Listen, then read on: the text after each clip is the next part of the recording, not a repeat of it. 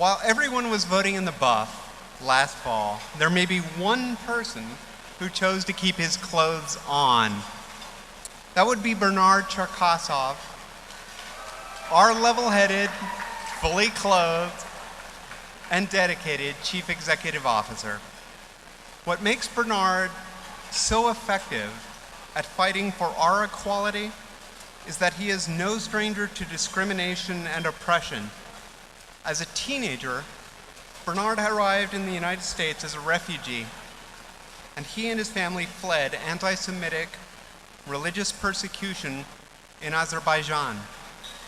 And so he knows all too well how discrimination and violence impacts families and individuals. In his own words, being a refugee makes you resilient and tough-skinned, and Bernard is certainly that. He doesn't take no for an answer, but he still manages to be professional and convincing, all while communicating to lawmakers, donors, and our community that attaining full equality for lesbian, gay, bisexual, and transgender citizens is so very urgent. Please welcome to the stage Chief Executive Officer of Equality Illinois, Bernard Cherkasov.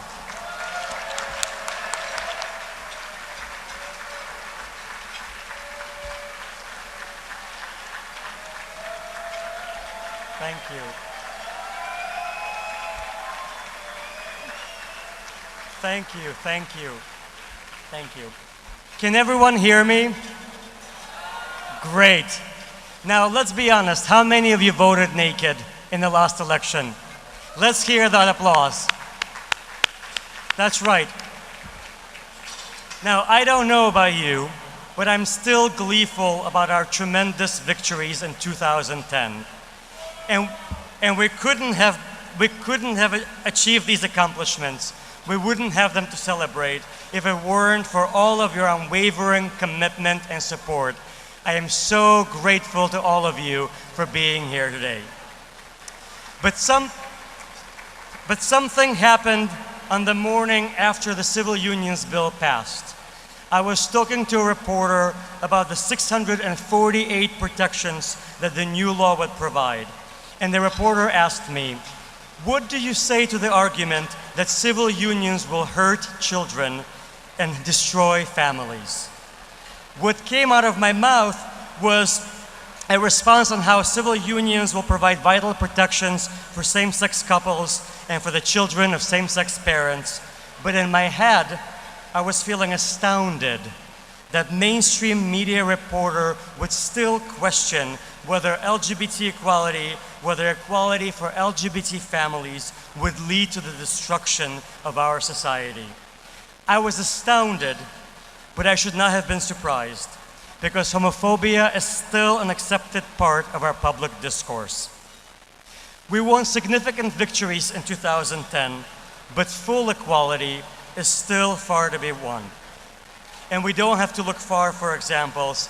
Just last spring, State Senator Bill Brady tried to gut the Human Rights Act and weaken protections from workplace discriminations that the act provides for LGBT people. And if that wasn't damaging enough, he tried to push through a resolution aimed at changing the Constitution to prevent any recognition of same-sex relationships. We have to change the discourse. Now, just a few months ago, I heard from a state representative who called about 2 women in his district. They have been together for nearly a decade, and all through that time, they've suffered through homophobia in their community, and even from some members of their family. For one of them, that homophobia became too much.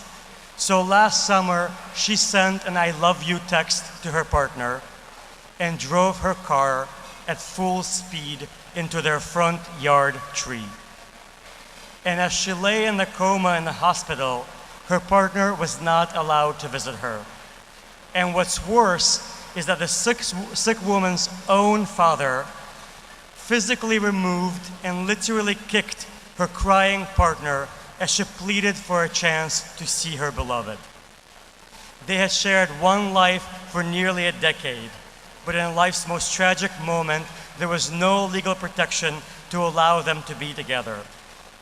That story was echoed across the entire state, but still apparently didn't manage to persuade all the lawmakers. And during the civil unions debate on the Senate floor, one state senator questioned, and I quote, the perceived need to visit someone in a hospital.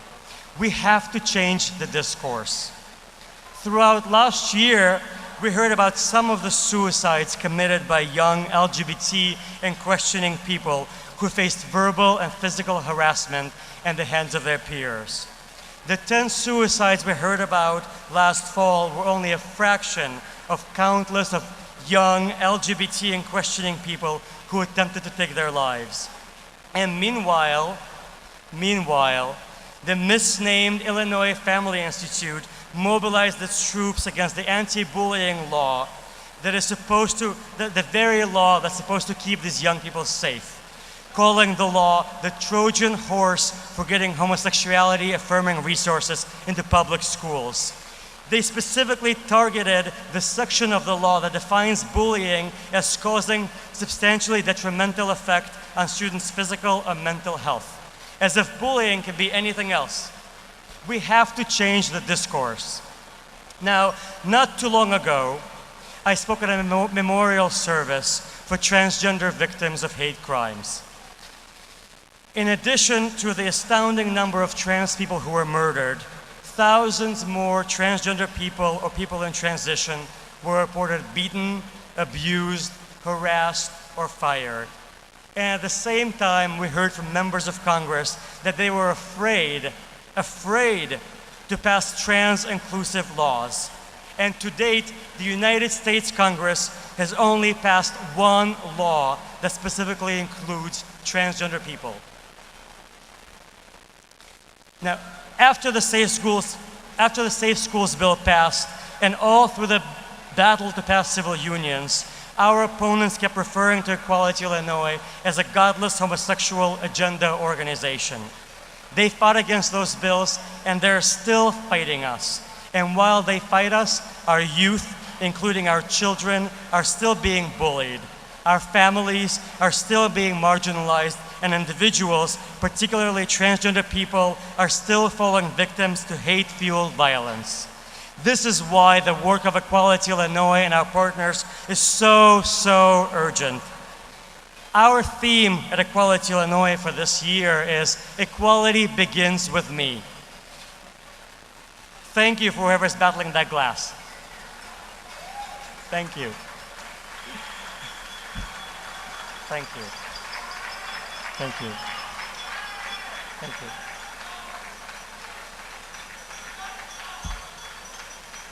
Our theme at Equality Illinois this year is Equality Begins with Me.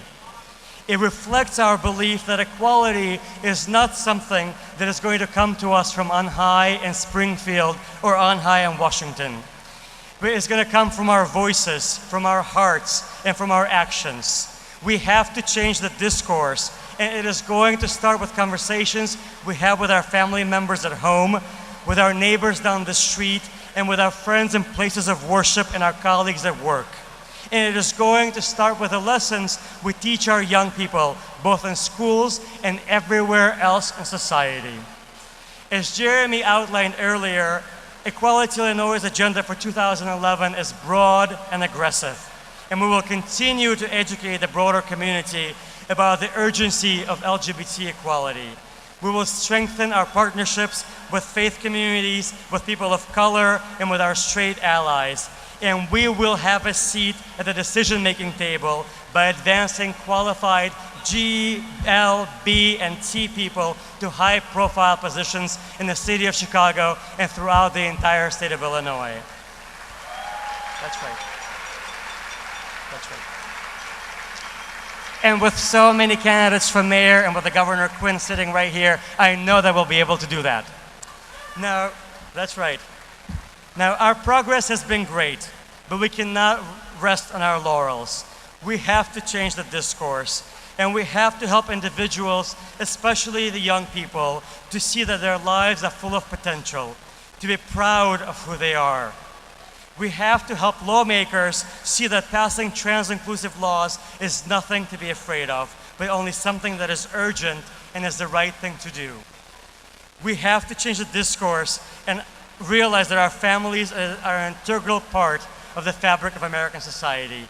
And I commit to you today that we will not miss this opportunity to regather our strength and get to the finish line. I am so grateful to you for your unwavering support and for your commitment to help us get there. Thank you very much. Thank you.